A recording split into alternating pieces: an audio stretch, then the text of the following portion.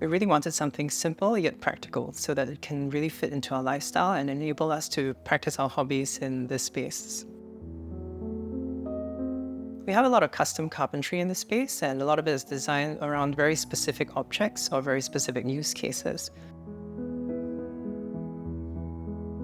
This is a 732 square meter 3-room flat in the Bukit Batok neighbourhood, and we've been staying here for about a month. Throughout the design process, we created several iterations on the virtual visualization software, and when I finally stepped into the home, I felt as if I couldn't believe my eyes.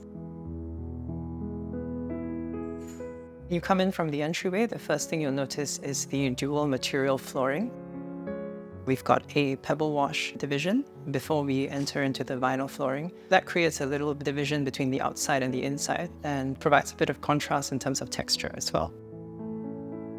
Where I'm sitting here under these tatami mats, it's all storage compartments, and the TV wiring behind me routes underneath the platforms over to a TV console hidden in the side, where I've installed a temperature-activated ventilation fan to keep things cool.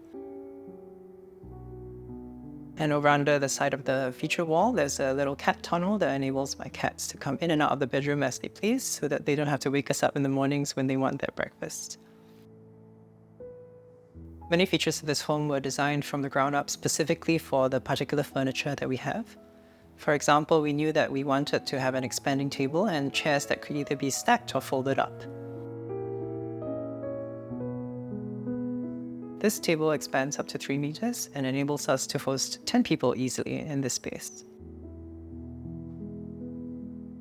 I really enjoy cooking and hosting. With the built-in carpentry, we can do both in the same space. With these folding doors, you have the study desk that comes up, and this is how it's usually set up, where we don't have guests over. But within about minutes, you can store everything in.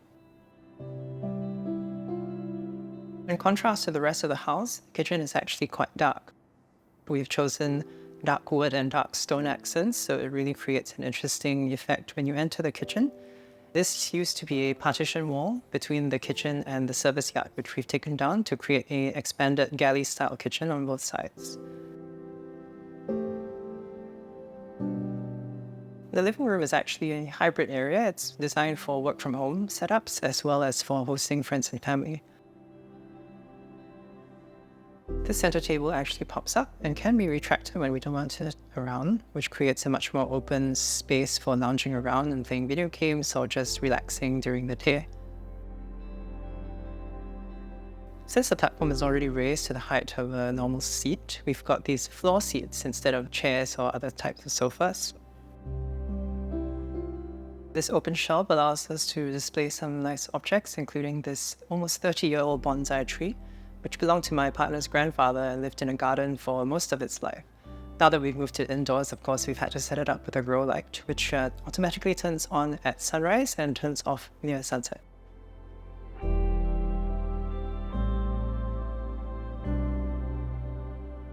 And off to the side of this feature wall, I've hung up my swords on a magnetic knife block.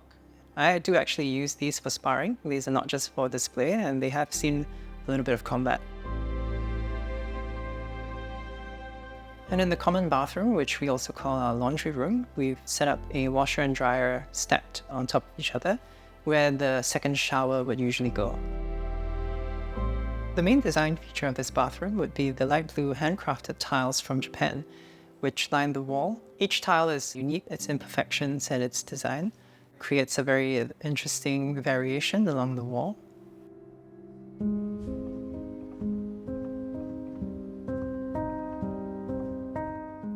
Entering to the bedroom, the first thing you'll see is the wardrobe. The surface of the wardrobe has a finish that resembles linen fabric. We originally wanted to get a natural fabric finish, but we were slightly worried that the cats would jump up and climb the side of the wardrobe, so we've opted for one that imitates that look. For the bed, we've created this step-up platform, and all the wiring has been concealed to create a clean look. Over here, my wireless charger for my phone routes down into the cabinetry underneath, which is all, again, storage compartments. And in the master bathroom, we see the same tiles from the guest bathroom, but this time in brown.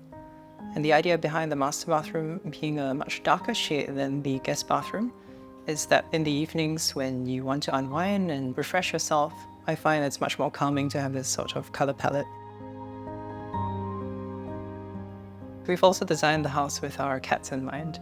That means thinking about not just how we as human beings use the space, but also how these animals use the space.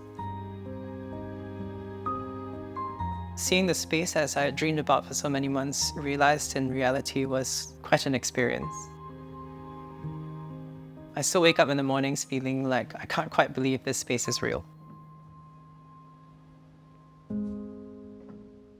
Thanks for staying till the end. If you'd like to connect with the designer of this home, visit the link in the description below and find out how you can receive a complimentary $500 Textile voucher.